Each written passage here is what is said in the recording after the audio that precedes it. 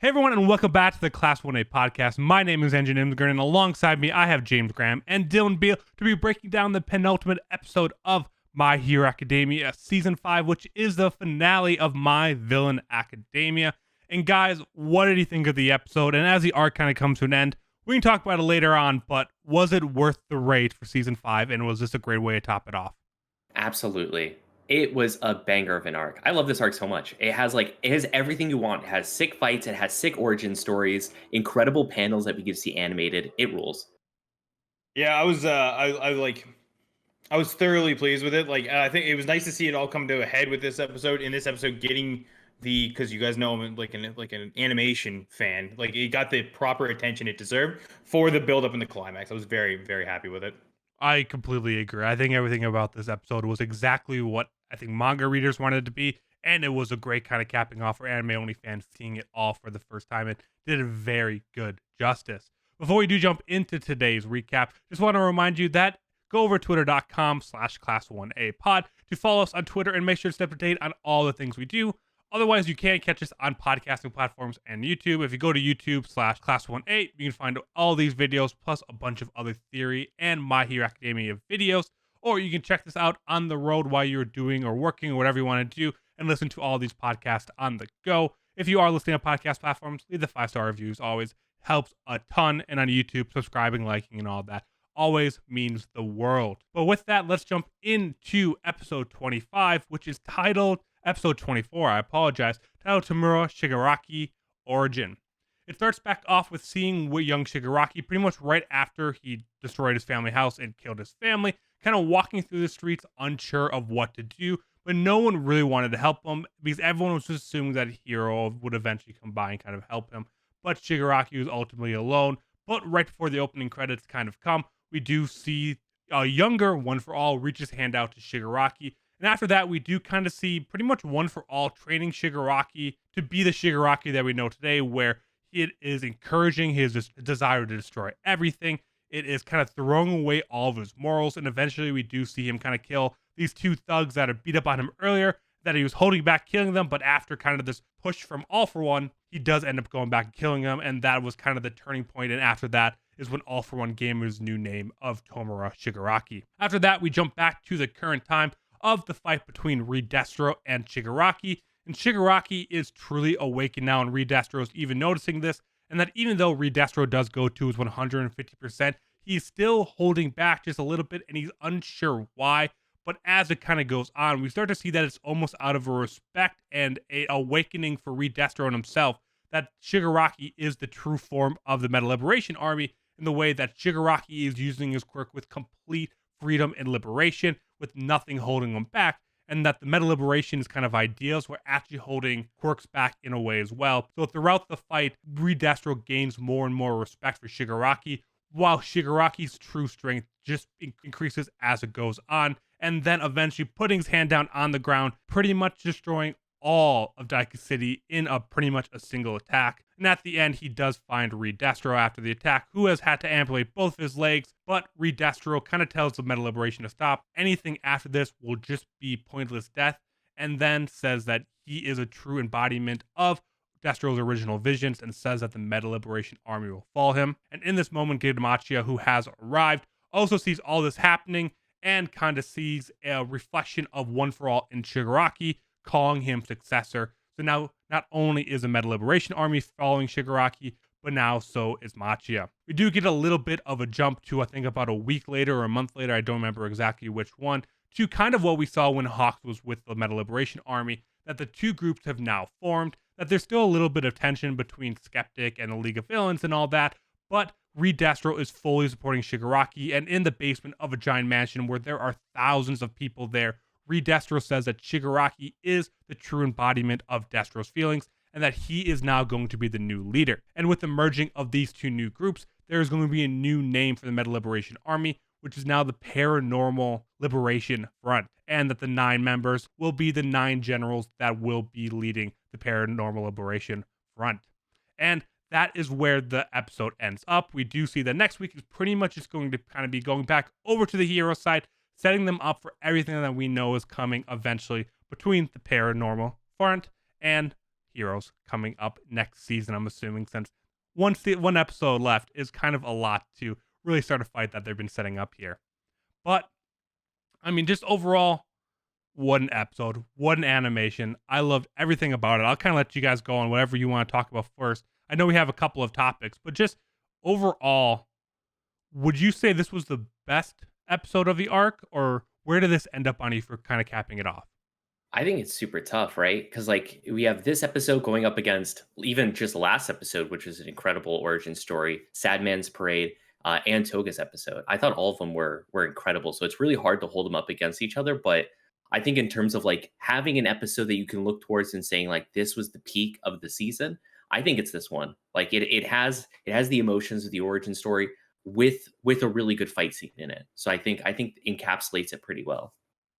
Yeah, like it really is difficult. Like, I mean, I think it is to a degree of like what you prefer. Like, if you like more like of the backstory and stuff like that, I think the last episode might be more your flavor. But I mean, for me at least, this one is definitely it. Yeah, it wraps up the story great. You get sick fight. You get and you not only get to see like the like you get to see more of the birthing of the villain vice just like the base origin story, you know what I mean, which I think is such a crucial part of Shigaraki's character, and because of that you get to see him become all that he could be, and then you see that immediately iterated like right after, right? And I think that like causes so much charm for the episode as far as like from a viewing experience.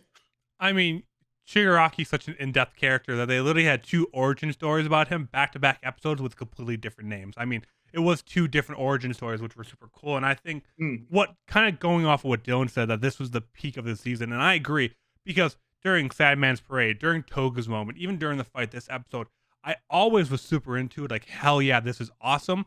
But when I saw Shigaraki talking to the thousands of people in the basement there and kind of saying everything there, is the first moment this arc I've really gotten chills, is how I knew that this was the peak of the entire arc and probably the season for me, because it was phenomenal to see it, and just kind of having an idea of what's probably going to be coming up between the Endeavor and kind of Hawk's notes there, and clearly Shigaraki's newfound complete desire to destroy everything, and now he's going to have the Doctors and the Nomus along with the Paranormal Liberation Front. It is going to be ridiculous whatever is coming next season. So I think that is what also helps make me so excited, because this sets up that big confrontation even better. But I think kind of going in, the one thing that is still so little touched on is kind of All For One's interaction in Shigaraki's life early on. We get to see where they first meet and kind of All For One's push of Shigaraki becoming who he is today. But I don't think we're going to get more Shigaraki backstory. And it's just crazy that how much Shigaraki admires All For One, but with a little we see him in his backstory, if that makes sense. Well, I mean, I think that just comes off of him being the hand that was there for him. Like that's all you really need, because he was so young at that time. And like don't forget that they kind of like locked his memories of his family away a little bit. So essentially like all he could really remember is being with All For One. Like that's all he could remember. So like True. more or less he was just his dad at that point. And Yeah. so like that's probably why he admired him so much, outside of just the vague like I don't know, like Christ-like image that All For One has with people, I guess. Like everyone looks at him with this like reverence for some reason. Yeah, and not only that too, but like I mean, like Shigaraki himself, like going through the his origin was even stated that like I mean he was in such like a vulnerable state that it really could have been anybody that reached out to him, that he probably would have like clung on to them immediately, right? But it was, it was All For One, right? And it was really cool seeing All For One like in this light, in almost like this mentor role, not like the diabolical, evil villain kind of thing, like this kind of mentorship sort of thing, right? So it was another avenue. Of course, he's still All For One. He's still, the bad guy and stuff like that. But it was really cool to see him how he kind of made Shigaraki into what he was, and like really just like unlocking him. You know what I mean? I think he really made him just kind of cast aside his his humanity, right? And I think it was really cool to see that animated and put on the screen, right? It was nice. Well, So there this was one isn't thing- also the first time, though, that we've seen. Sorry, Dylan, I'll just continue on with the kind of Shigaraki. But for All For One, this isn't the first time we've seen that pair charismatic. It's actually the second time this season. Is that if you remember back to like the origin story of All For One and One For All, All for One grew to power because of how charismatic he was. Very similar to Destro in a way that they had a message and then saying, like, hey, we want to. They gained power because they convinced people that their quirks are more than what they are and that they should be able to do whatever they want with them. Very similar to a lot of villains, but he didn't come to power because he was the strongest villain in the world, even though he is. He came to power because he was charismatic. So it also makes sense, and that's why I think Shigaraki fell under the spell, the same one that everyone else who followed him did, but also Shigaraki was incredibly vulnerable at that point. So it was cool to see that, and it makes me want to see more of the young All for One. I'd love to see just more of an entire origin story from him as well at some point. But nonetheless, I just want to kind of touch on that is what he's known for and why he grew so quickly to power.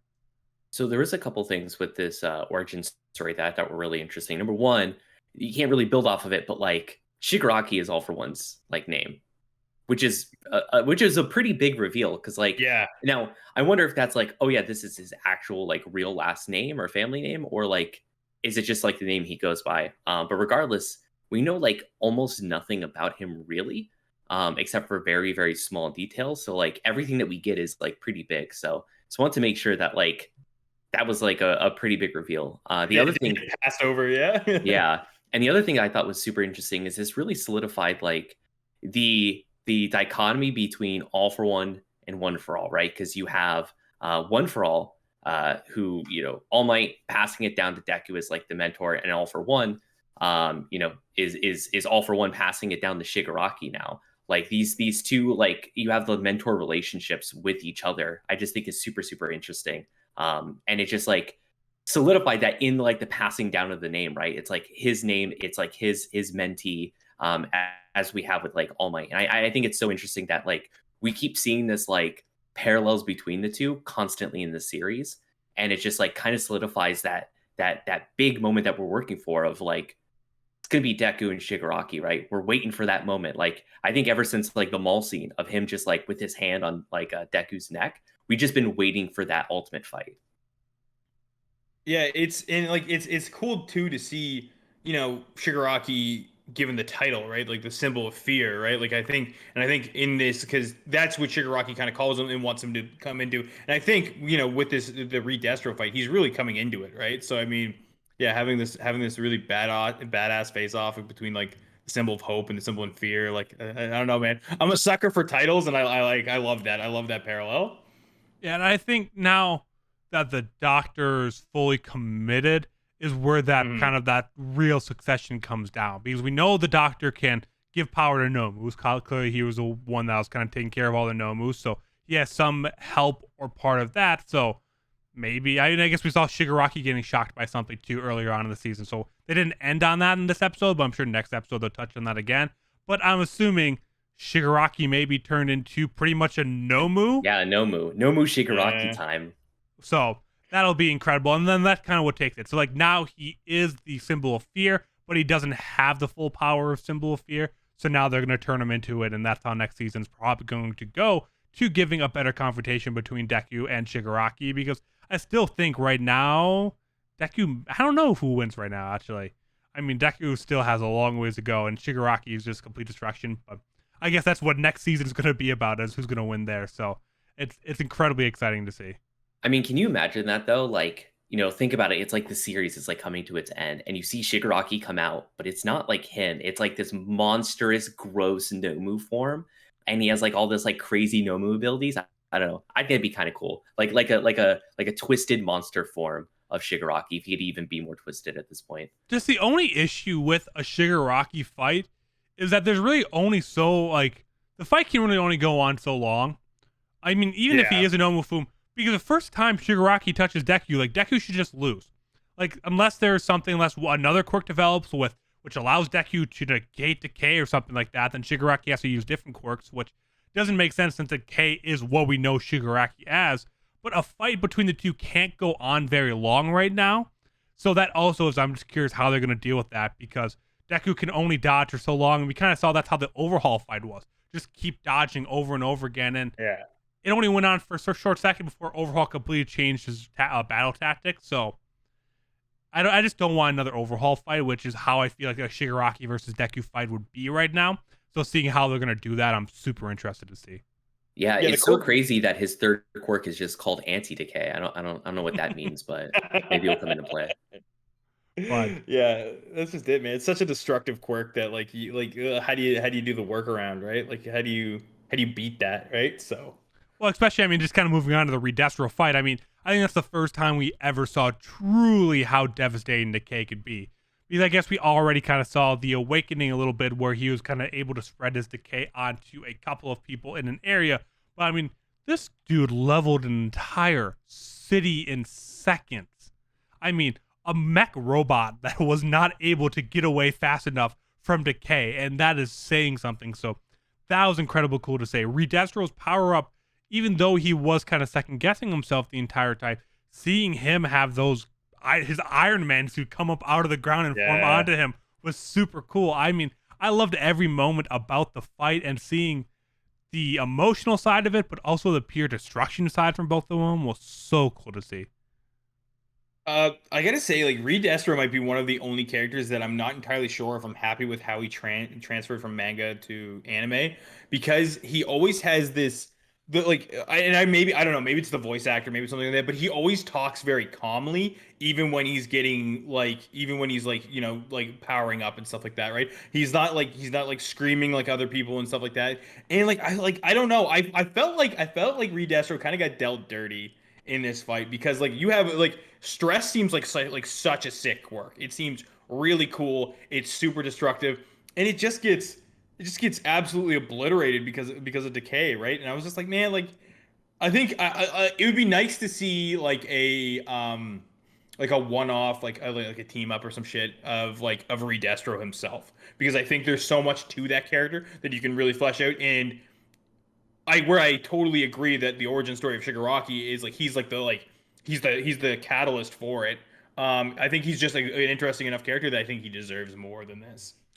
Yeah, so I think he actually like got his moments in like being the like leader of the group, because when it boils down to it, his quirk essentially is just like a power fantasy super strong, right? It's It's like, Hulk. yeah, Yeah. yeah, you just get more like you get stronger the more stressed out you are. It's just power. Like the quirk isn't itself isn't deep, and so that's why I think the fights are, they're whatever with him, because like they can't be super Mhm. deep fights. They're more just power fantasy, super big explosion versus super big explosion. And so I think that's where he shines, is not in like his quirk being super powerful. It's like him at the back lines, like kind of like dictating and kind of like moving his army around and like getting his pawns in place, I think are the Okay. interesting parts about him. And like Yeah. I think you see it reflected in his voice of him being super calm, because literally all his stress is being like manifested into his quirk. So That's that's why true he's too. always so Yeah. calm. Yeah, because it actually like is drawn right out of his personality and into his quirk. I didn't even think of that. That's actually sick. I like that. And I mean, a couple things about everything here is one, Decay is literally the worst possible quirk to go up against with All the time. stress. When Like, you get bigger, there is more room to be touched and thus easier to lose. And also, the entire point of the fight here was he was questioning. I mean, Shigaraki asked multiple times, like, "Hey, something holding you back? What's holding you back?" And even Re-Destro was saying, like, he was holding back himself too, because he was kind of having his own awakening that Shigaraki was the true embodiment of Re-Destro too. So the fight didn't feel great because Re-Destro was pulling punches, and yeah. Shigaraki had an extreme quirk advantage. So I think that's kind of why it didn't feel great, because it didn't need to feel great, because it wasn't meant to be a fantastic fight. All the setup was meant to be fantastic, but the fight today was meant to say, like, no, Shigaraki's all powerful, and Re-Destro and the Liberation Army are going to follow after him, and it's how the episode ended, obviously. So I don't think this was meant to be a you go back and watch this fight once every couple of months because it's so good. It's meant to be an entire turning point for the villain side of the story. Yeah, Also, no. I just definitely want to underscore, it's not that he just needs to be touched. Like we saw in this like the scene of Yeah. where he's like, were your feet on the ground? Is that why you cut them off or whatever? It's not just like him touching things, it's like touching anything that he touches as well, which is incredibly scary, that he could touch an entire city and everything in that radius is just decayed. He Like had to have killed thousands there. like how is that beatable at this point? Like Yeah, like how do you you can stay away from his hands, but you can't stay away from like the ground and like it's everything it touches. It's busted. No counterplay. Nerf it. Like get it out here. Hawks is Like, just gonna have to just carry Deku everywhere, so that he never yeah, touches the like ground. yeah, So like holy shit. it is, yeah. I think that was incredibly cool, and I mean, it was. I kind of actually like now that they did it weird that they started it off with kind of seeing the Shigaraki freedom moment of destroying Dika, and then this episode we got a shot again. So it was like 6 episodes apart when we kind of saw that same shot. I really liked it though because it kind of had the build up, and it was then you had the 1 week jump back before that. So I did like that. I know some people thought it was kind of weird, and it was an interesting way to kind of open up the entire arc, but I think it paid off with this episode. So I think that was a completely great thing to do, and I'm Yeah, excited. I also like the bait and switch with Makia of where you have Makia kind of like looming like, oh man, he's gonna come, and like when he's here, like he's gonna be the thing that's gonna destroy the city, like he's the thing that's gonna destroy the city. Yeah. And he gets there and he almost City's does nothing. He doesn't do City's anything. gone. He City's doesn't do gone, anything, right? and it's all Shigaraki, which I don't know. That's so cool. I love that bait and switch because I think it was really easy for them to like accidentally reveal too much, and like by going like this like timeline skip and then like going back in time or whatever. It was so easy that they could have set it up and like shown us everything and then just got there, but they like kind of like gave us hints, but like tricked us into thinking it was going to go somewhere else. I really like that setup a lot, actually. And I'm happy they just wrapped up Machia quickly. Like, oh yeah, obviously he got a whole army that bent down to him. That's a very all for one thing. Great, Machia's gonna follow him now. Like, if there's another fight, or if he's trying to go prove himself to Machi or something after that, I just felt like that would have been out of place. So I'm glad, like, okay, good. Yep, we'll wrap it up. He's following him now. He has an army. Like, let's move on to the next thing now. So I'm glad they just wrapped that up and kind of going on to the army that he now has, the Paranormal Liberation Front. Do you think that is better or worse than either the Meta Liberation Army or League of Villains? Because I think it's worse than both. I think League of Villains is too on the nose, and I think they That's okay. obviously said that. They're like, no, it can't be Yeah. that. I think Meta Liberation Front's good. I know why it's called Paranormal Liberation Front. Like they're taking paranormal in the like literal sense, and I think it's like a weird translation issue of like we Yeah. hear paranormal and it's like spooky Spooky. ghost stuff, but it literally just means outside of the normal, which makes sense. But like it's just a weird translation thing, and I think it's a terrible name. It's so bad. Yeah, I mean- it doesn't like I like front better than army. I Yes. that change I like, but yeah, the paranormal from meta, like I'm not a big fan. But I do like that there's actual like lieutenants and a grand commander and shit like that. That's sick. I love that. Like Yeah, that was a cool reveal. Like, everything about that last couple of minutes in setting up the Paranormal Liberation Front was sick, except for the name. Like, everything else was building up hype, and then they said the name. I'm like, It's But- just not Yeah. good. Then I kind of picked it up because then Shigaraki did his little speech afterwards of like, we're just going to do whatever we want, which was such a hype moment. So that kind of made me forget about it for a second. But now that we're talking through it, I'm like, I don't love that, but everything else about this was so cool. They have a giant So- underground secret base. They have lieutenants, grand commanders, all sick. So I need to ask something to the lore council here, because there was a detailed mention, and I don't know. I actually didn't know what to make of it, or if it was like phrasing or whatever. So in the scene of where there was like the flashback of Re-Destro to when he was super young, they had everyone around him saying, you're gonna live up to the ideals of Destro or whatnot, and they said something to the effect of like, we've been carrying his legacy on for generations. Now, does this mean that Re-Destro isn't Destro's son? Because I assumed he was his son. Like I thought that's what it was implied in the original like telling of everything. But the way they described it, it sounded like he was like his ancestor in some regard, No, like just somewhere down the line. he was the not son. his. I don't know. They used the word generations, and if it was like literally just like Destro to Re-Destro, why would they say generations? That's like a weird phrasing. I mean, maybe because they're talking about the whole lineage and like Re-Destro only knows of Destro, but there's in fact like a Destro prior to Destro. You know what I mean? Like, but no, because that doesn't make sense either. Unless the whole story is bullshit. No, That's the only because way- because like the story goes like Destro, when Destro was born, right? There was Yeah. like people were freaking out about it, and his mom spoke Oh, out. They killed no, his mom. ancestor. Yeah, ancestor. They don't say son. They said he had a secret son, but that secret son is not necessarily Re-Destro. Yeah, you're right. I mean, it doesn't Which say anything about his confused- parents, but yeah, that they did not do a great job of kind of breaking that down then.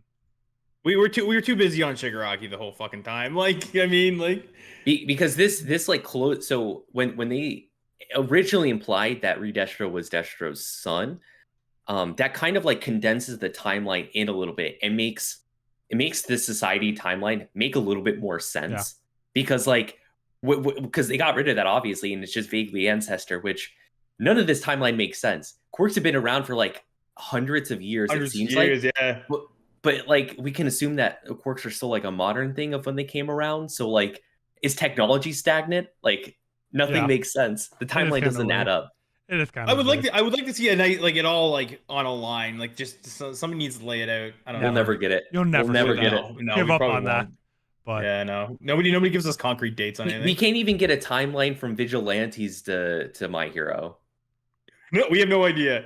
We have no clue. I do gotta say though, final thing about the new like Grand Commander thing. We gotta talk about Shigaraki's drip, dude. That coat is sick. It is a good look, right? Like he's balling out. Not man. only just Shigaraki's look, but Toga with the coat and like the eye patch, She looked incredibly sick as fuck. sick.